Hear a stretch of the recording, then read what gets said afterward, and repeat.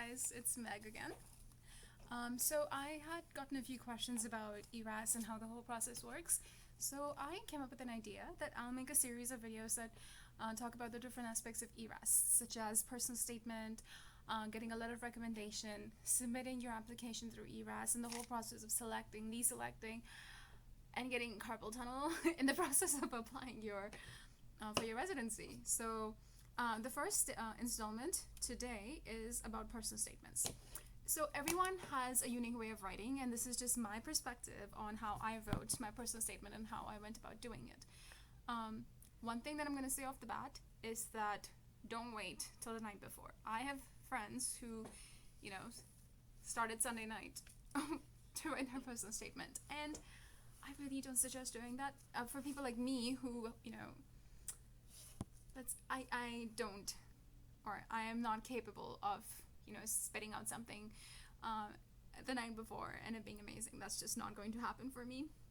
So I started this about 4 weeks ago, and I had someone else look at it. Someone who's an English major or a lit major, or someone who has really good English, impeccable grammar. That's the person you want to be looking at your personal statement, because you're obviously very close to it, and it's your baby, it's your personal statement, and so get people to look at it, look at their critique, but at the end of the day, it's yours. So you take what other people say and bring it in together, so it still sounds like you.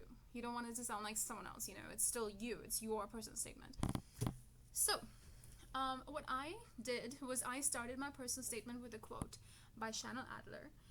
This is for my psych personal statement. I said that never give up on a patient with a mental illness. When I is replaced by we, illness becomes wellness. You don't have to do this, but I just felt like this really talked about what I feel about the field of psychiatry. I feel like it's not just the psychiatrist or the residents or the nursing team. I think it's a community effort. It's the social workers, the psychologists, the psychiatrists, the nursing staff, the PAs, the community workers, everyone coming together, the legal system, everyone coming together and working as a team to help this patient.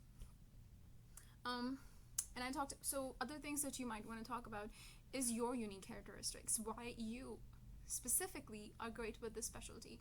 So I talked about why I enjoyed this specialty so much. Why did I enjoy psychiatry more than anything else, like family medicine or internal medicine or OBGYN or surgery, pediatrics? Why psychiatry? You can talk about a specific example. So I talked about one specific patient. He was a 16-year-old male, and I feel like he changed my perspective on psychiatry. I was part of the team that tried to gather all the information and put the case together for him, and that was when I really felt like I could make a difference and really make a change in someone's life that would be meaningful for the rest of their life. Before that, I knew that being a doctor would help other people, but this is where I really felt like I'm a doctor. Like, this is where I belong. You feel happy when you go home, Talk about that. Talk about how excited you are coming back every day and you don't mind working the long hours because it brings peace to your heart, it makes you happy in your heart. Again, so you want to start with the quote, use your unique characteristic, your experiences that helped mold you and helped come to the conclusion that this is the specialty for you. And then why this specific field? Why not psychology or why not neurology? You talk about this specific field, why you want this. And also talk about why you are a good fit for this specialty. So what unique characteristics do you have that help you, or that will help you with this specialty? Let's see. And then I also talked about why I feel like psychiatry is the field of the future. I think we've explored pretty much everything there is to the heart. We've come up with a whole bunch of surgeries. The same goes with a lot of other specialties, but with psychiatry, it's still in its infancy. 50 years ago, we were pumping people full of drugs that we didn't even know what they do. We still don't know what drugs do. Even simple things like depression, we don't really know why SSRIs work.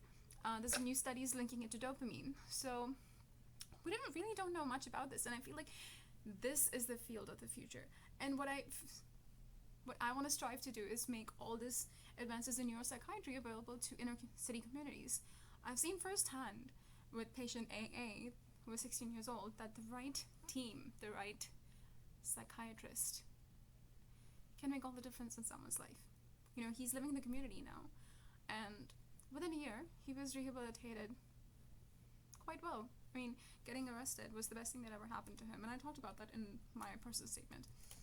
Again, I obviously grew up in India, so I talked about the social stigma of psychiatry that I grew up seeing.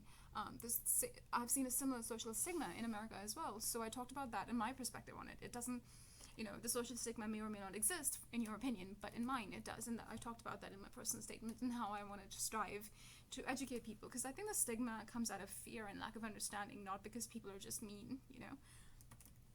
I talked about that, my unique perspective, being an outsider of sorts. It gives me a different perspective. I talked about how I'm able to speak multiple languages, which gives me, the ability to communicate with different types of patients, to be able to relate to different types of patients. And, obviously ecstatic about, being selected as a resident for psychiatry. So these are just, some of the points that I think are important. Again, everyone has a different way of doing it, but this is just how I did it. So to summarize, you started with a quote, and then I ended with a quote. Talked about how I put the whole thing together. Your unique characteristics, your experiences, why you chose a specific specialty, what attracted you towards the specialty, and why you were a good fit for that specialty. So these are just some key points to think about. I'll try and make another video next week that talks about asking for letters of recommendation. I know there's so much information floating out around it, but yeah, this is just my 2 cents on what I think about this process. If you guys have any questions, concerns, or think that I've lost my freaking mind writing a personal statement like this, comment down below and let me know. Yeah, so thank you for watching. Have a great day and good luck. Bye.